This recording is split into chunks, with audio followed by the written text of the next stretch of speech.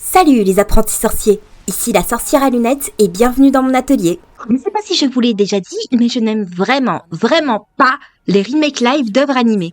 Waouh, tu m'apprends quelque chose là. Je sais, j'ai été très subtile. Sans vouloir manquer de respect à toutes les personnes impliquées de près ou de loin dans ces remakes, je trouve que ces derniers sont un poison qu'on devrait arrêter de perpétuer une bonne fois pour toutes.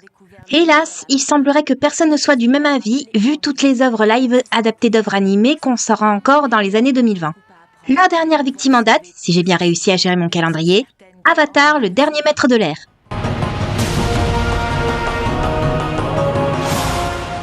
Avatar The Last Airbender dans la langue de Maggie Smith, mais qu'on abrégera en Avatar pour le bien de ma propre langue, est une série d'animation américaine de 61 épisodes répartis en 3 saisons, créée par Michael Dante DiMartino et Brian Konietzko, et diffusée pour la première fois entre 2005 et 2008 sur Nickelodeon. La série sera adaptée une première fois en live par M. Night Shyamalan en 2010, puis aura une suite, Avatar la légende de Korra, diffusée entre 2012 et 2014. Mais nous nous concentrerons sur la première série si vous permettez. Ou non, c'est ma vidéo, je fais ce que je veux. Avatar, mauvaise pioche, se déroule dans le monde de fantasy inspiré de l'Asie numéro 7348, divisé en 4 grands peuples. Les tribus de l'eau, la nation du feu, le royaume de la terre et les nomades de l'air. On avait plus inspiré pour des noms de pays adaptés des éléments. La particularité de ce monde est que certaines personnes sont des maîtres, c'est-à-dire qu'elles peuvent manipuler les éléments via des mouvements d'arts martiaux un peu exagérés. Chaque individu ne peut maîtriser qu'un élément, sauf si elle est assez douée pour en apprendre une variante. La seule exception à cette règle est l'avatar, une personne chargée de servir d'intermédiaire avec le monde des esprits et ayant le potentiel de maîtriser tous les éléments. Et chaque fois qu'une avatar meurt, Yel se réincarne dans la nation suivante selon le cycle des saisons. Tout ceci afin de protéger l'équilibre de ce monde. Jusqu'à la naissance de Aang, jeune maître de l'air qui apprend son rôle d'avatar à 12 ans.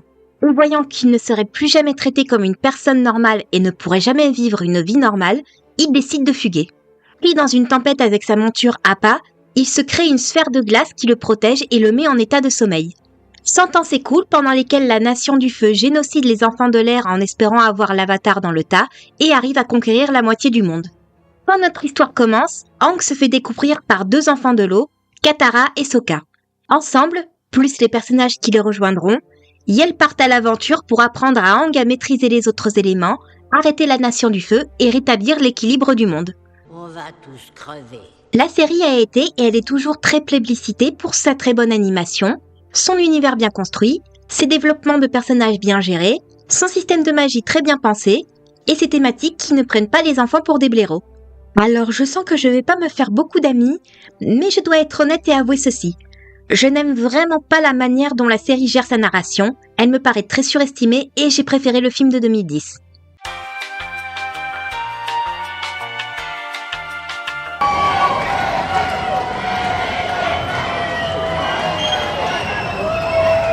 Calme, bande de malades, laissez-moi finir de m'expliquer! Ça va te respecter nos explications. Yel vont franchir le lac. Attends, c'est pas aujourd'hui que le Kraken revient de sa migration?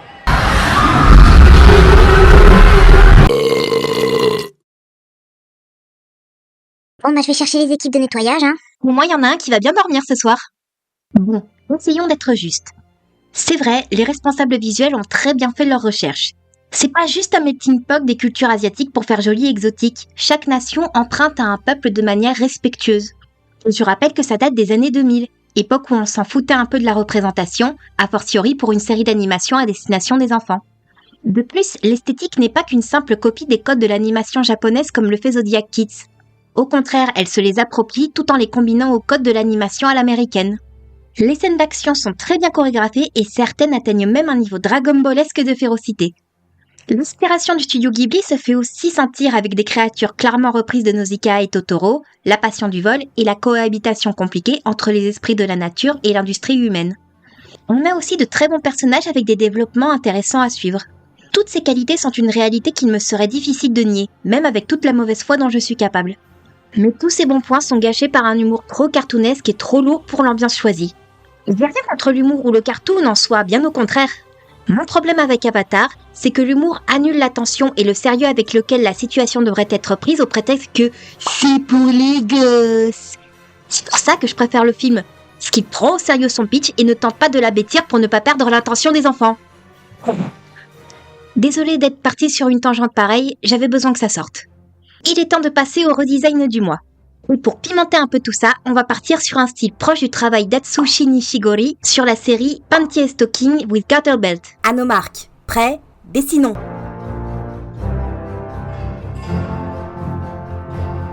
Hong est le protagoniste principal de la série et l'avatar de ce cycle, précédé par Roku de la Nation du Feu et suivi par Korra de la Tribu de l'eau du pôle Sud, dont nous suivons les aventures dans la série suivante.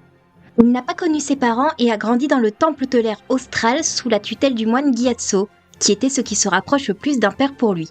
Comme de coutume chez les nomades de l'air, il a beaucoup voyagé à travers le monde, nouant des amitiés avec d'autres enfants d'autres nations, et a démontré son potentiel très tôt, au point de recevoir ses marques de moine de l'air à tout juste 12 ans. C'est à ce même âge que son statut d'avatar a été révélé et que ses relations ont changé tant avec ses professeurs qu'avec ses amis. Sous la pression, il décidera de s'enfuir de son temple et s'emprisonnera dans une bulle de glace pour survivre à une tempête pendant 100 ans. Ce qui fait qu'une fois décongelé, il n'a pas vraiment changé de caractère. Il reste le gamin joyeux et insouciant qu'il voulait être avant toute cette histoire. Bon, on le traumatise bien à quelques épisodes en lui rappelant que son peuple et le rare ont disparu, en lui rappelant qu'il doit se détacher de ses liens avec les autres pour atteindre son plein potentiel, en le privant de son mode super guerrier et en lui rappelant qu'il devra tuer le seigneur du feu Ozai malgré son pacifisme et son respect profond de toute forme de vie. Sauf celle des soldats de l'armée du feu, apparemment. Ça l'empêchera pas de jouer comme un gosse dans le premier temple qu'il visitera la semaine prochaine. Au cours de la série, il apprendra la maîtrise de l'eau avec Katara, celle de la terre avec Toph, celle du feu et de la foudre avec Zuko. Me demandez pas c'est quoi le rapport entre feu et foudre parce que j'ai jamais compris. Et la maîtrise de l'énergie grâce à la tortue lion, ce qui lui permettra de supprimer les pouvoirs d'Ozai sans avoir à le tuer. Il est joué par Zach Tyler Eisen en anglais et par Gwenaël Sommier en français. Appa a raison, tu sais. Dans notre groupe, on est généralement plus optimiste quand on commence une mission. C'est triste à dire, mais Aang concentre en lui seul pratiquement tout ce que je peux reprocher à la série. Je veux bien qu'il soit encore un enfant et donc qu'il soit irresponsable et le reste, mais au bout d'un moment, il faut choisir entre Luke Skywalker et Peter Pan. Donc voilà comment j'aurais aimé qu'il soit écrit.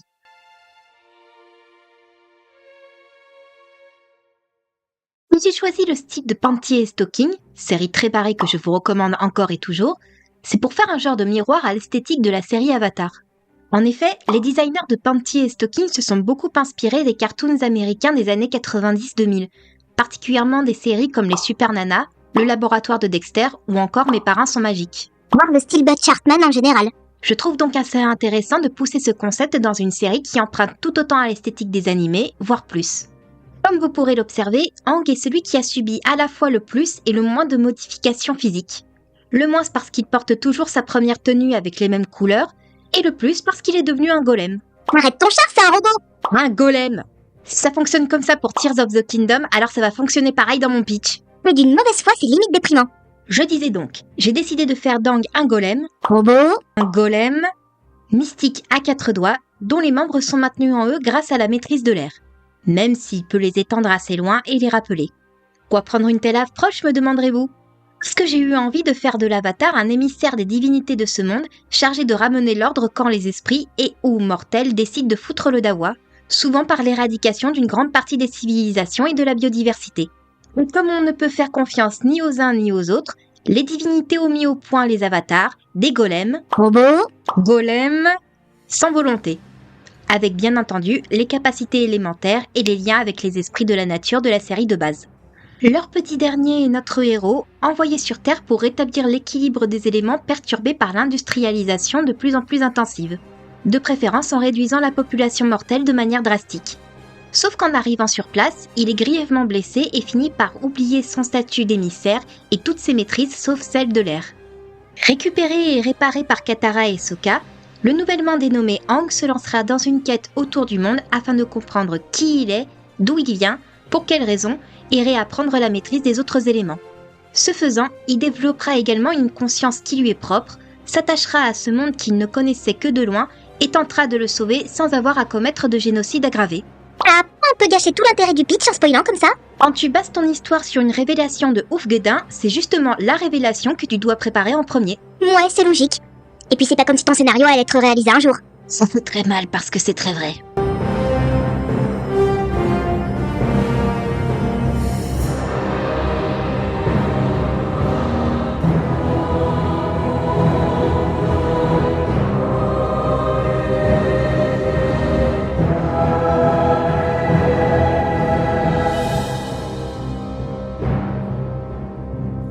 Katara est la deutéragoniste de la série. Dernière maître de l'eau de la tribu du pôle Sud, sa mère est une victime de la guerre et son père partit repousser les enfants du feu, ce qui fait qu'elle et Sokka ont grandi auprès de leur grand-mère paternelle. Ces deux-là découvriront Aang dans son iceberg et, se sentant responsable du sort du garçon, Yel l'accompagne dans son périple pour sauver le monde.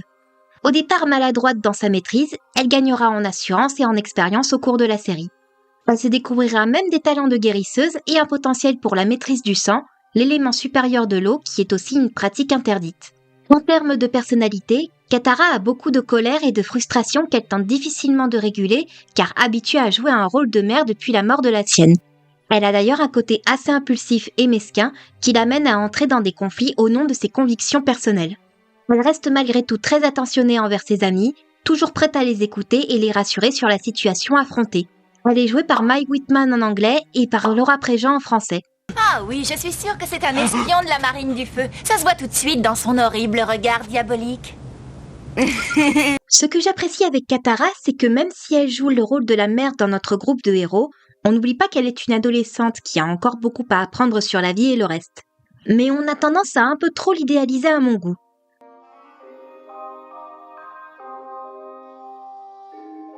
Je vous rassure, je vais pas transformer tous les personnages en golems. En golems. Le reste du gang restera des humains et des humaines de chair et de sang. Je sais que Katara a fini par détacher ses cheveux au fil de la série, mais j'ai toujours trouvé que Sanat apportait quelque chose à ses chorégraphies. Une sorte de fluidité qui allait bien avec son élément. Donc j'ai décidé de la conserver dans mon redesign avec ses petites couettes Zarbi, mais choupies bien évidemment. Et comme vous aurez pu le voir avec le crayonné, on a un peu laissé de côté l'aspect fantaisiste pour partir sur un cadre plus moderne. Bien évidemment, chaque pays conserverait ses particularités culturelles et architecturales, mais le tout serait plus proche de la cité de Nimona, dans un sens passé mélangé avec des technologies modernes. D'ailleurs, vous avez vu Nimona ? Je le recommande, il est cool. Katara est donc habillée de manière assez pratique, mais néanmoins mature. Dans ma version de l'histoire, maîtriser les éléments est devenu de plus en plus rare, au point que beaucoup pensent que ce ne sont que des légendes.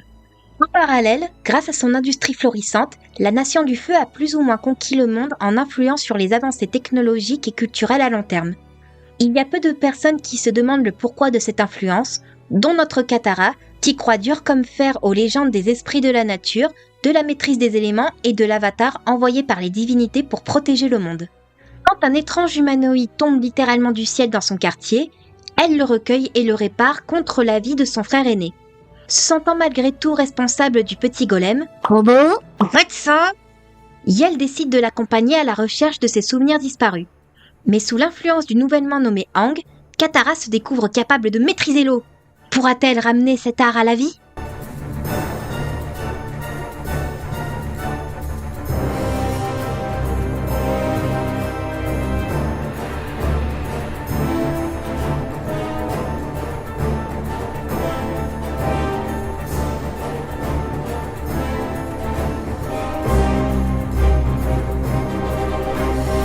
Sokka est le tritéragoniste de la série, le grand frère de Katara et le seul membre de notre groupe à ne pas maîtriser d'éléments.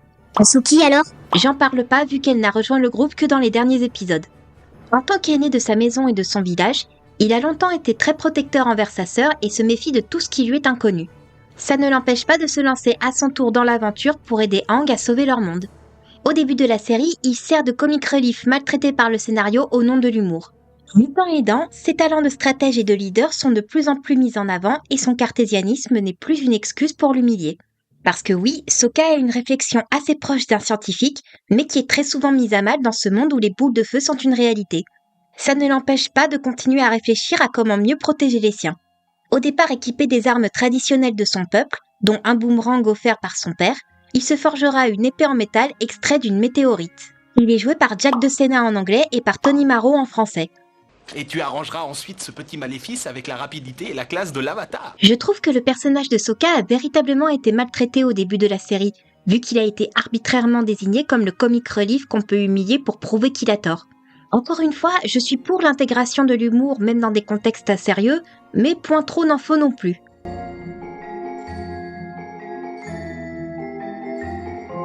Comme pour Katara, Sokka portera des vêtements plus simples et plus modernes, adaptés au long trajet. Et avec de multiples poches parce qu'on ne sait jamais de quoi on aura besoin en chemin. J'hésite encore à lui ajouter un sac à dos sans fond avec l'éternel gag du comment il arrive à rentrer tant de trucs dans un seul sac. On verra comment je la sens pendant le dessin. Et oui, c'est assez marrant de voir le contraste avec sa masse et son boomerang. Mais je rappelle que c'est un univers à la Nimona, donc les armes fantaisistes sont la norme. Et même si j'aime pas trop sa coupe digne d'un fan du PSG, le petit catogan sur le sommet de son crâne arrange pas mal. Dans mon nouveau pitch, Sokka et Katara vivent avec leur grand-mère depuis le départ de leur père à l'étranger et le décès de leur mère. Et même s'il partage le scepticisme de Katara quant à l'influence de la Nation du Feu sur le reste du monde, il est plus discret sur le sujet parce qu'il veut éviter les ennuis. Même s'il aime en apprendre davantage sur la culture des enfants de l'eau et a secrètement appris à manier la masse et le boomerang traditionnel. Jusqu'au jour où Katara et lui découvrent un golem abîmé, la ferme. Au départ, il préfère oublier et passer à autre chose, mais finit par le ramener à la maison et le réparer sous la pression de sa sœur. C'est encore Katara qui l'encouragera à suivre le nouvellement nommé Aang à la recherche de son identité disparue. À la base venu surtout pour veiller sur sa sœur et éviter les incidents diplomatiques, il finit par se rendre compte de l'étendue du problème et s'impliquera davantage.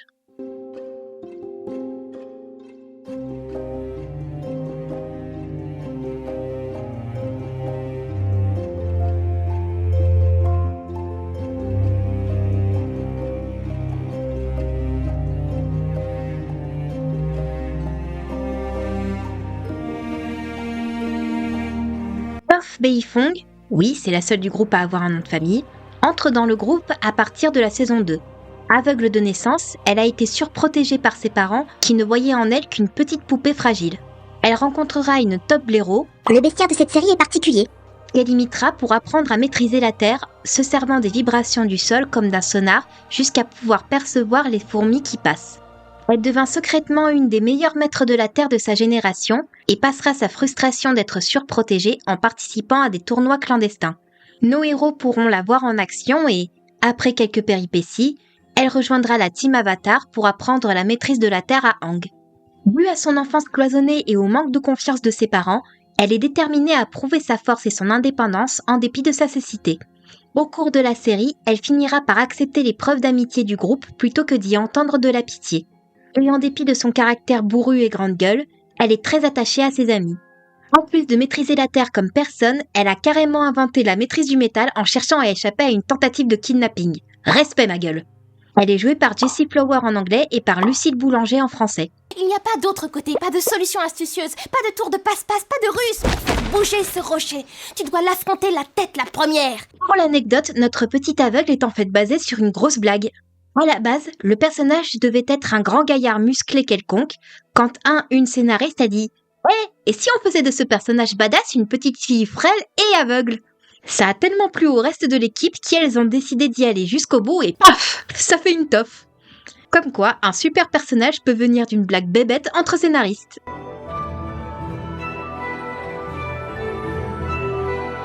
Pour le coup, j'ai pas trop voulu changer l'idée générale derrière le style du personnage. J'ai juste décidé de cacher ses yeux derrière sa frange et de lui ajouter des taches de rousseur pour accentuer sa jeunesse. Elle a toujours des yeux, c'est juste une manière d'accentuer sa coupe originale. C'est pas comme si ça allait changer sa vue de toute façon. Sauf si on lui met des chaussures, là ça va lui faire comme un bandeau. Donc elle n'en aura pas là non plus. Pour le coup, j'ai essayé de reprendre 2-3 détails de sa tenue de base pour les actualiser un peu. J'aime bien son bandeau, mais moyennement les espèces de boucles de coton sur les tempes. Je sais pas, je trouve que ça fait cache-oreille. Mais enfin, ça ce sont les directives visuelles. Pour son rôle dans l'histoire, il ne changera pas trop. Si ce n'est que Toph sera la fille d'un couple de partisans de la Nation du Feu qui, en plus de la couver comme si elle était en verre, encourage l'influence de la Nation sur leur cité natale. Bien qu'acceptant et reconnaissant ce que la Nation a apporté au quotidien, Toph est assez lucide pour se poser des questions. Et on lui passe la majorité parce que c'est une pauvre petite fille aveugle qui ne peut pas faire de mal à une mouche. Quand notre trio de héros arrive dans sa cité, elle finit par les rejoindre afin d'échapper une bonne fois pour toutes à la cage dorée dans laquelle ses parents l'enferment depuis sa naissance. Et tout comme Katara, l'influence d'Aang lui permet de renouer avec ses propres maîtrises.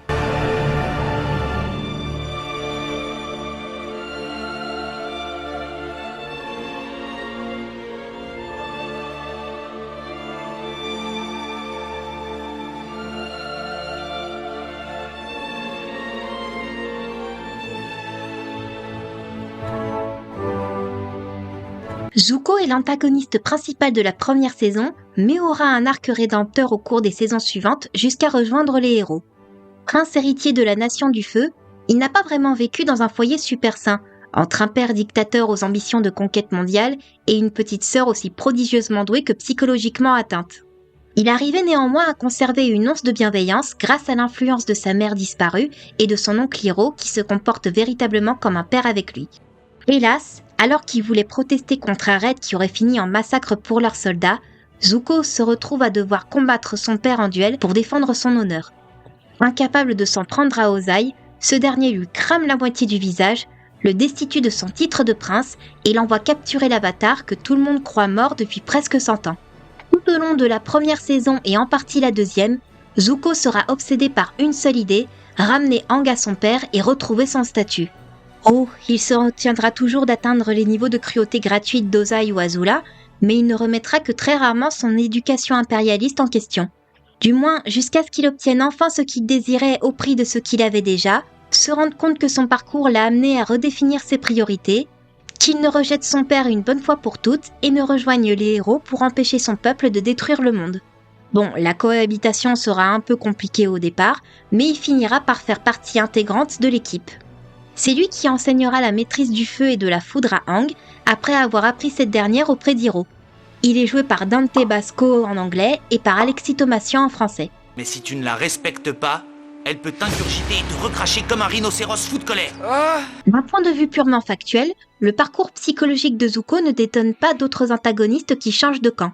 Mais il faut admettre que la série a plutôt bien géré son évolution jusqu'à rejoindre les protagonistes. On verra si j'arrive à la reprendre.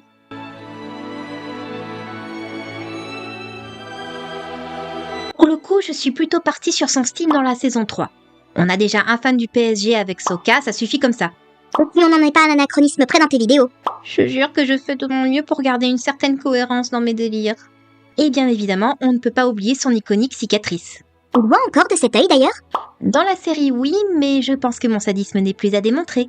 J'ai essayé de reprendre un style assez proche des tenues de la série originale pour en faire une version un peu plus moderne, richement décorée, mais pas trop tape à l'œil non plus.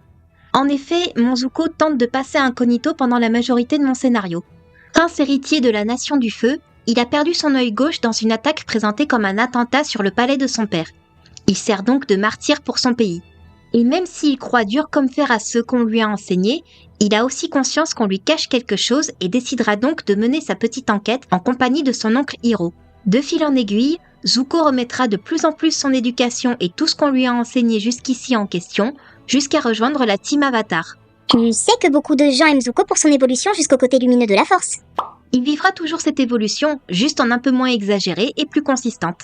Ok, mais pourquoi il a un briquet? Parce que la famille royale de la Nation du Feu a secrètement perpétué sa maîtrise au fil des générations, et que j'ai toujours trouvé ça déséquilibré que les maîtres du feu puissent créer leur propre feu, alors que les autres maîtres ont besoin d'avoir un peu de leur élément à portée de main. Donc, je règle mon problème comme je peux.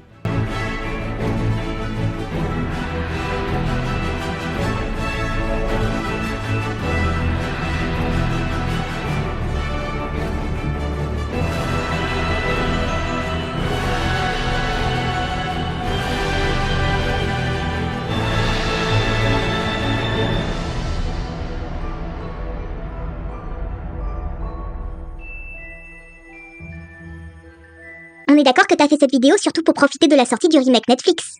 Capitaliser sur l'actualité, c'est le b.a.-ba de la création de contenu, cocotte. Mais ça veut pas dire que j'ai rien à dire sur le sujet. Vous savez pourquoi je crache autant sur les remakes live dans mes autres vidéos?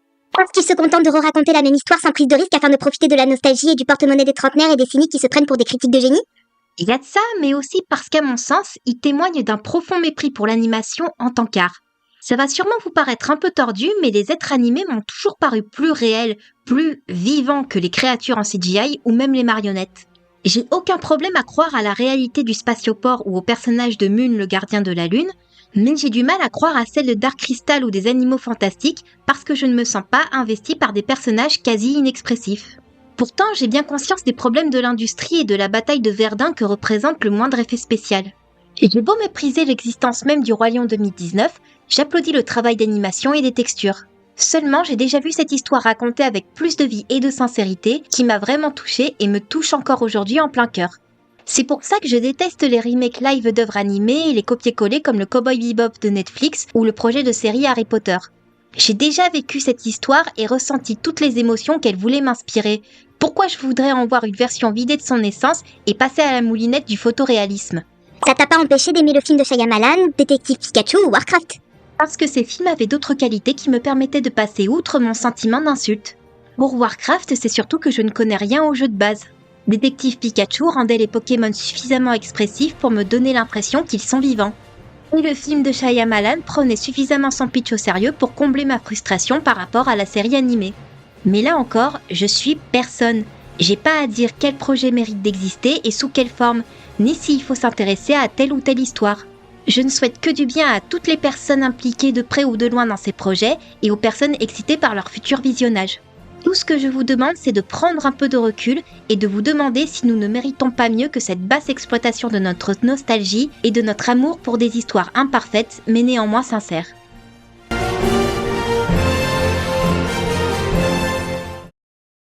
Cette vidéo est à présent terminée, j'espère qu'elle vous aura plu. Si c'est le cas, n'hésitez pas à liker, partager ou à suggérer des idées de personnages à redesigner dans les commentaires. Pensez aussi à vous abonner à ma chaîne et mes réseaux et à checker mon onglet communauté pour ne rien rater des prochaines vidéos. Je vous laisse rejoindre la sortie de l'atelier et rappelez-vous d'éviter de déranger Ozzy en partant.